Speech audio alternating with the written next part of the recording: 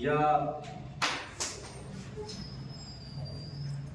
युनिटमधून बाहेर पडलेले 2002 ची 10वीची बॅच आणि 2002ची 12वीची बॅच या माझ्या विद्यार्थ्यांनी त्या शाळेला त्या ठिकाणी पिण्याचं पाणी विद्यार्थ्यांना चांगलं मिळावं यासाठी फिल्टर प्लॅन दिलेला आहे.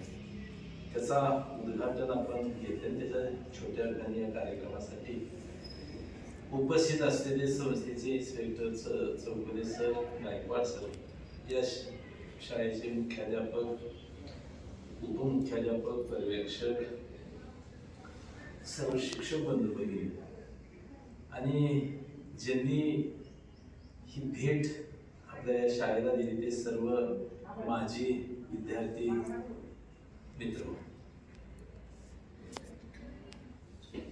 माझ्या अगोदरच्या वक्त्यांनी या ठिकाणी या कार्यक्रमाच्या संदर्भात आपल्याला सांगितलेलं आहे. आमची नेहमीच अशी अपेक्षा आहे की ग्रामीण भागातल्या ही जी व्यवस्था आहे, शिक्षण व्यवस्था, विशेष करून शिक्षण व्यवस्था, अलीकडच्या काळामध्ये शासन याच्याकडे दुर्लक्ष करायला लागलेलं आहे. एक काळ असा होता की पगार जेवढा त्या शाळेचा आहे त्याच्या 12% समजा 5 लाख रुपये पगार येतो तर त्याच्या 12% शासन त्याला इतर खर्चासाठी अनुदान देत होतं. त्याला सगळ्या गोष्टी बंद झालेल्या आहेत आणि शासन असं म्हणते की आता ही जबाबदारी आमची नाही, ते पालकांनी ठरवावं काय करायचं, कसं करायचं. आणि आपण आठवाडी एज्युकेशन सोसायटी ज्या क्षेत्रांमध्ये आपण ही व्यवस्था चालवतो ती ग्रामीण भागात आहे, विशेष करून दुष्काळी पट्ट्यामध्ये आपल्या ह्या सगळ्या शाळा आहेत. त्यामुळे ह्या सगळ्या सुखसुविधा द्यायला त्या शाळांना त्या ठिकाणी मर्यादा येत आहेत. मग ते इमारती बांधणं असेल काय असेल तर आपण त्या ठिकाणी करतोय. त्या गावाच्या लोकांचा सहभाग घेऊन त्या ठिकाणी आपण ह्या सगळ्या व्यवस्था चांगल्या पद्धतीने चालावी यासाठी प्रयत्न करतो. तुमच्या बॅचनं सरांनी सांगितलं त्या पद्धतीनं आपल्याला विनंती केली की आमची थोडीशी गरज आहे आणि डॉक्टर साहेबांनी सांगितले की पिण्याचं पाणी चांगलं असणं अतिशय गरजेचं आहे, कारण जास्त माणसं आजारी पाण्याच्यामुळेच थोडंसं आजार पण माणसाला होतं. त्यामुळं ती अपेक्षा व्यक्त केल्यावर आपण सगळ्यांनी अतिशय लगेच तात्काळ त्याच्यावर निर्णय घेतला आणि ही भेट त्या शाळेला आपण दिलेली आहे. आपण दिलेल्या जी भेट आहे, फिल्टर प्लॅन्ट आहे, त्याच्यातनं 1000 विद्यार्थी दररोज ते पाणी पिणार आहेत. आता सरांनी सांगितलं त्या पद्धतीनं काय विद्यार्थी घरून बाटली भरून आणतायत, परंतु दिवसभर ती बाटली पुरत नाही, मग परत इथल्याच नळाचं पाणी प्यावं लागतंय. त्यामुळे ही एक चांगली सोय या निमित्तानं विद्यार्थ्यांना झालेली आहे. मी आपल्याला धन्यवाद देईन, अतिशय मनापासून धन्यवाद देईन. परवाच एक कौटुंबीला कार्यक्रम झाला, तिथल्या एका दानशूर मंडळीनं त्या ठिकाणी अशाच पद्धतीचा एक प्लॅन कौटुंबी हायस्कूलला दिलेला आहे. म्हणजे लोकांच्याही लक्षात यायला लागले की आपल्याला करायचं आहे तर अशा पद्धतीनं काहीतरी काम करूया की जे लोकांच्या उपयोगाचं असेल. आपण अतिशय मोठ्या मनानं ही मदत केली, त्याबद्दल समितीच्या वतीनं, शाळेच्या वतीनं, विद्यार्थ्यांच्या वतीनं मी तुम्हाला धन्यवाद देईन.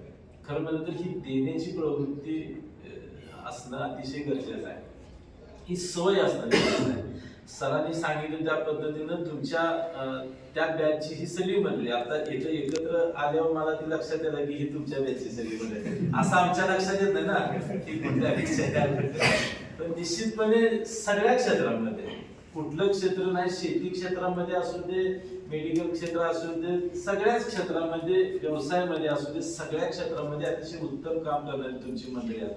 आणि आता ज्यावेळी तुम्ही बघितलं तसं सरांनी सांगितलं ते पटलं की तुम्ही अतिशय समाजामध्ये वावरत असताना एक वेगळ्या पद्धतीनं तुम्ही काम करता, याचंही समाधान या निमित्त आहे. आणि म्हणून ही सवय लोकांना, विद्यार्थ्यांना लागावी म्हणून आम्ही नेहमी दरवर्षी प्रयोग करतो. 26/11चा जो मुंबईवर हल्ला झाला, अतिरेकी हल्ला केला 26/11 मग त्या दिवसापासून मग त्यावेळी जरा ते वातावरण होतं, जरा चिडलेली होती सगळी, म्हणजे त्याच्यामध्ये शहीद झालेल्या लोकांचे पोस्टर, बॅनर वगैरे लागले, ते झालं पण ते तात्पुरतं झालं. आम्ही असा निर्णय घेतला की आपण असं काय करायचं नाही. आम्ही आता काय करतोय, 26/11च्या अगोदर 4-5 दिवस प्रत्येक शाळेतनं प्रत्येक विद्यार्थ्या 10वी पर्यंतच्या विद्यार्थ्याकडून 2 रुपये का काहीतरी घेतो आणि त्याच्या पुढच्या विद्यार्थ्याच्याकडून 5 रुपये, असे 50,000 रुपये आम्हाला जमा होतात. 25,000 मिलिटरीसाठी आम्ही देतो आणि 25,000 आमच्या पोलीस साठी. आणि जी आपली बाल विकासची छोटी मुलं आहेत ते जातात आणि ते पैसे तिथे देऊन येतात. पण हे दरवर्षी आम्ही करतो. त्याची एक तर त्याची आठवण राहिली पाहिजे, तो दिवस तुम्ही आम्ही विसरून चालणार नाही. कुणीतरी येऊन आपल्या देशावर आपल्यावर हल्ला केला होता, मग तेवढ्या दिवसापुरती चर्चा करून चालणार नाही. हा दिवस पण तसा आठवणी राहिला पाहिजे. आणि आमचे शिक्षक त्यावेळेस उभा राहून सांगत असतात की हा रुपया आपण कशासाठी द्यायचा. मग ते विद्यार्थी घरी जातात, घरी सांगतात की याच्यासाठी आम्हाला पाहिजे. ही एक चळवळ म्हणून, म्हणजे काही गोष्टी अशा आहेत की ज्या लक्षातच आपण ठेवल्या पाहिजे, त्याला विसरता कामाच नाही अशा पद्धतीनं. म्हणून आम्ही एक द्यायची थोडीशी सवय लागते, म्हणून तर द्यायची काय 2 रुपये 5 रुपये. पण ती एक चर्चा त्या निमित्तानं आठवडाभर त्या प्रसंगाची चर्चा होती. अशा पद्धतीनं आम्ही येणाऱ्या ह्या विद्यार्थ्यांच्या मध्ये ही सवय लागली. कारण ही सवय लागली तरच ही विद्यार्थी या शाळेतून बाहेर पडल्यावर निश्चितपणे तुमच्यासारखी समाजामध्ये काय पाहिजे, कशाची गरज आहे, काय दिलं पाहिजे याचंही भान आपल्याला असलं पाहिजे. आणि मग ते भान असणारे तुम्ही ह्या बॅचचे विद्यार्थी, आपण माझे विद्यार्थी. खरं म्हणजे तर मी आताच म्हणते की आटपाडी एज्युकेशन सोसायटी सांगली, सातारा, सोलापूर जिल्ह्यामध्ये काम कर 32 हायस्कूल्स आपले आहेत. ज्युनियर कॉलेज, 10 ज्युनियर कॉलेज वगैरे असं 20-22 हजार विद्यार्थी. आता आपण गेल्या 2 वर्षापूर्वी मुंबईला गेलो. मुंबईमध्ये आपण एक इंटरनॅशनल स्कूल केले. त्यामुळे आता आम्हाला अभ्यास करायला मिळतो की मुंबईत काय आहे आणि माझ्या इथं आता विभूतवाडीमध्ये काय. तो जो गॅप आहे का नाही डॉक्टर साहेब, प्रचंड मोठा आहे. तिथलं शिक्षण आणि इथलं शिक्षण एक मोठी दरी आहे.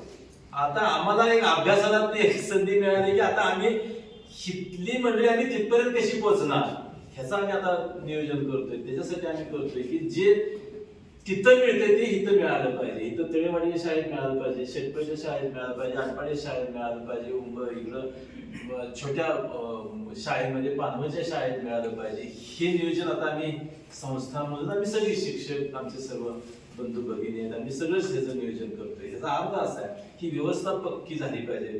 तुम्ही आज इथं आलाय किंवा आज तुम्हाला समाजामध्ये एक दर्जा आहे, तो कशामुळे आहे? शिक्षणामुळे, असं माझं. शिक्षण घेतलं तुम्ही म्हणूनच तुम्हाला हे सगळं मिळालं असं मला. मग सगळ्याच येणाऱ्या भविष्यातल्या पिढ्यांना त्या ठिकाणी दर्जेला मिळालं पाहिजे अशा प्रकारची नियोजन आम्ही हे करतोय. आणि मग त्याच्यासाठी लागणारी मदत, आताच म्हणलं की शासन दुर्लक्ष करतोय. मग समाजामध्ये आम्ही सगळ्यांना सांगतो, असे मुख्याध्यापक असतील, शिक्षक असतील, आम्ही नेहमी सांगतो की तुम्ही मागा लोक देत आहे, असं माझा वैयक्तिक अनुभव आहे. आपण मागितलं पाहिजे.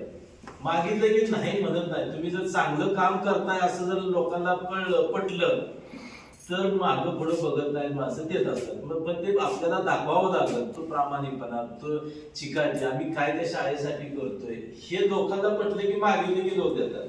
त्यामुळं आताच मी सांगितलं की अशा पद्धतीनं आम्ही ही चळवळ करतोय की लोकांच्यातनं आलं पाहिजे सगळं. संस्थेन मग कसं होतं, आता खेबुळकर कॉलेजच्या इमारतीच्या वेळेला मी पुण्यामध्ये मिटिंग घेतली माझी विद्यार्थ्यांची, आणि म्हणलं तुम्हाला काय मदत कर, तुम्ही 1000 रुपये द्या, 100 रुपये द्या. त्याच्या पाठीमागची आमची भूमिका अशी होती की ती वास्तू मग आपली वाटायला लागते. त्याच्यामध्ये माझे 1000 रुपये आहेत, मी ह्या इमारतीसाठी माझी मदत केल्यामध्ये की ती वास्तू आपली वाटायला लागते. नाहीतर मग सगळं उभा केलंय आपण, असं आहे असं आपण. त्यामुळं आम्ही असं म्हणतो की सगळ्यांना सहभागी त्याच्यामध्ये करून घ्या, म्हणजे मग ही शिक्षण चळवळ आहे ती आपली वाटून आपण सगळी मंडळी पुढे जाऊ. त्या पद्धतीनं तुम्ही अतिशय छान मदत केली आणि जी गरजेचं होती ते तुम्ही त्या ठिकाणी दिलेलं आहे. आपण नेहमीच एकत्र येता, शाळाच नाही म्हणजे जिथं अडचण आहे आपण सांगितली की आपण अतिशय एकत्र येत असताना आपले वर्ग मित्र आहेत, त्याला तुम्हाला काय अडचण आहे, काय अडचण आहे, त्यांचा प्रसंग मला माहिती आहे. म्हणजे घरातली सगळी मंडळी कोरोनाच्या काळामध्ये म्हणजे कुणी कुणाला बघायचा हा प्रश्न होता. त्यावेळेस मित्रमंडळी उभा राहते ही एक मोठी गोष्ट आहे. खरं आजच्या या समाजामध्ये आता आपण बघतोय की कुणाला कुणाचं काय पडलेलं नाही, सुखदुःखाचं काय पडलेलं नाही, प्रत्येक जण मी माझं मला एवढंच कळते. असल्या वातावरणात तुम्ही एकमेकाला मदत करताय, अतिशय चांगली गोष्ट आहे. आणि हेच सांभाळलं पाहिजे असं मला, आणि हेच शेवटपर्यंत काय जाणार तर हेच जाणार आहे. त्यामुळे आपण सगळ्यांनी मिळून अशाच पद्धतीचं काम भविष्यामध्ये समाजामध्ये उभा करूया. आपण या शाळेला दिलेली भेट, ही शाळेला नाही तुम्हाला, तुमची शाळा, आताच म्हणलं की तुमची शाळा.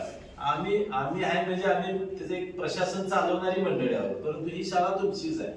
तुम्ही माझी विद्यार्थी म्हणजे तुमची शाळा आहे. तुमचं लक्ष शाळेवर असलंच पाहिजे. किंबहुना आम्ही सारखं सांगत असे, माझे आता आम्ही प्रत्येक शाळेतल्या माझी विद्यार्थ्यांचं रेकॉर्ड करायला सांगितले आहे, प्रत्येक मुलं. आणि नवीन आम्ही प्रयोग असा करतोय की दिवाळीला मुख्याध्यापकानं एक साधं पत्र पाठवायचं, दिवाळीच्या माझी विद्यार्थी मी येते तुम्हाला शुभेच्छा.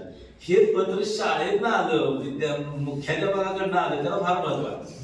त्यामुळे तो एक आम्ही प्रयत्न करतो की शाळेबरोबर ही सगळी मंडळी अशी एकत्र राहिली पाहिजे. तर असे नवीन प्रयोग करून त्या ठिकाणी आत्ताचे विद्यार्थी, माझी विद्यार्थी अशी सगळी मिळून आपण ही चळवळ चालवायची. मला खात्री आहे तुमच्यासारखी सगळी मंडळी त्या ठिकाणी त्याला होकारात्मक प्रतिसाद देतील अशी अपेक्षा या निमित्ताने व्यक्त करतो. पुन्हा एकदा 2000ची बॅच 10वीची आणि 2002ची 12वीची बॅच आपण सगळ्यांनी मिळून हे शाळेची जी गरज होती, विद्यार्थ्यांच्या चांगलं पाणी प्यायला मिळावं यासाठी जी गरज होती ती आपण पूर्ण केली.